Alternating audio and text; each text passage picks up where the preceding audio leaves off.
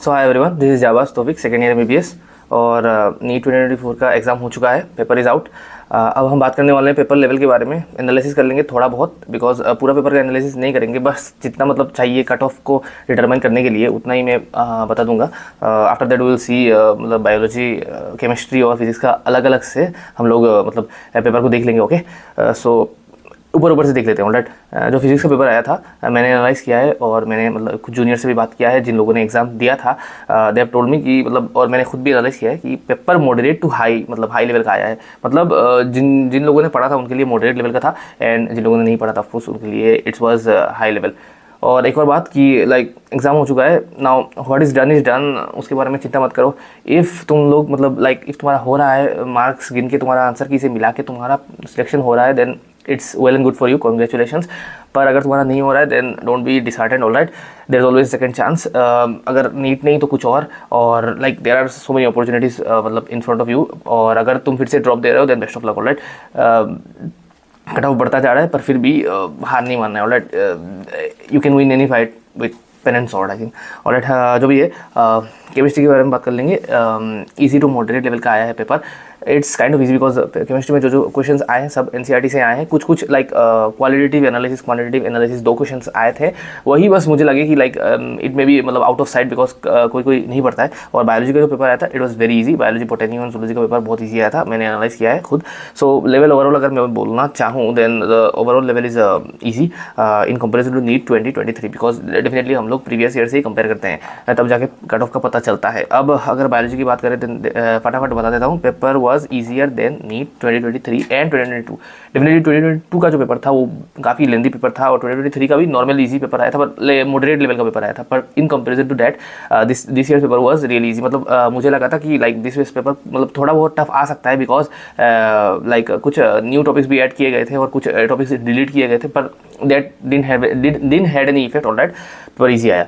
Questions were short and quick to solve. Okay, chemistry का जो, हाँ केमिस्ट्री में थोड़ा लोचा है, बिकॉज केमिस्ट्री में ज़्यादातर क्वेश्चंस फिजिकल से आया है, जो नॉर्मली मतलब ट्रेंड नहीं था। फिजिकल से उतने क्वेश्चंस नहीं आते थे, इनऑर्गेनिक और ऑर्गेनिक से ज़्यादा क्वेश्चंस आते थे, पर इस साल ट्रेंड चेंज हुआ और फिजिकल से 20 क्वेश्चंस दे दिए, इनऑर्गेनिक से 15 और ऑर्गेनिक से भी 15 क्वेश्चंस दिए थे। पर मैक्सिमम क्वेश्चंस ऐसे आए थे कि like match the following one word questions from practical. हाँ, प्रैक्टिकल से 2 क्वेश्चंस आए थे, मैंने बोला है, क्वालिटेटिव एंड क्वांटिटेटिव एनालिसिस से। सो ओवरऑल जो पेपर था उसका लेवल मॉडरेट लेवल बोल सकते हो, बट इजी भी बोल सकते हो, बट लेंदी था, इसीलिए मॉडरेट बोल रहा हूँ, बिकॉज टाइम भी कंज्यूम किया है केमिस्ट्री ने काफ़ी ज़्यादा। अब हाँ, स्टेटमेंट बेस्ड क्वेश्चंस भी आए थे, पर केमिस्ट्री में एक मतलब चीज़ मैंने देखा कि नो एजर्शन रीजनिंग। नॉर्मली क्या होता है कि एजर्शन रीजनिंग अभी मतलब नीट में ट्रेंड बन गया था 2 साल से कि देते रहते हैं, लेकिन अभी केमिस्ट्री में कोई भी एजर्शन रीजनिंग का क्वेश्चन बिल्कुल नहीं आया। So this something.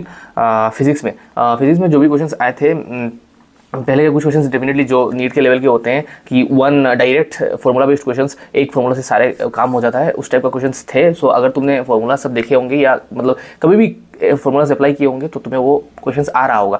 और थियोरेटिकल क्वेश्चंस, हाँ इस मतलब इस साल मैंने ये पेक्युलियरिटी देखा कि थियोरेटिकल क्वेश्चंस काफ़ी सारे आए थे। टोटल 8 क्वेश्चंस वेयर थियोरेटिकल, और डायग्राम बेस्ड क्वेश्चंस भी काफ़ी सारे आए थे, ग्राफ के क्वेश्चंस भी कुछ आए थे, सम कॉन्सेप्चुअल क्वेश्चंस भी थे। Overall the paper was moderate to high level, मतलब टफ नहीं बोल सकते पर मॉडरेट या लिटिल लेंदी बोल सकते हो। सो लेंदी के कारण अगर तुम्हारा टाइम कंज्यूम हुआ था क्वेश्चंस को सॉल्व करने में तो ये टफ हो सकता है। एजर्शन रीजनिंग का एक क्वेश्चन था, सो ये मेंटेन किया है कि एजर्शन रीजनिंग का क्वेश्चन दे दिया। ओवरऑल अगर कट ऑफ की बात करें, जो फैक्टर्स जिन फैक्टर्स पर कट ऑफ डिपेंड करता है उनकी अगर हम बात कर ले, then number of students definitely बहुत ज़्यादा इंक्रीज़ होंगे। 4 लाख स्टूडेंट्स इंक्रीज़ हुए हैं पिछले साल 2023 में। There were 20.8 lakh aspirants, and मतलब जिन लोगों ने एग्जाम दिया था, और 2024 में it is more than 24 lakh students जिन लोगों ने एग्जाम दिया है।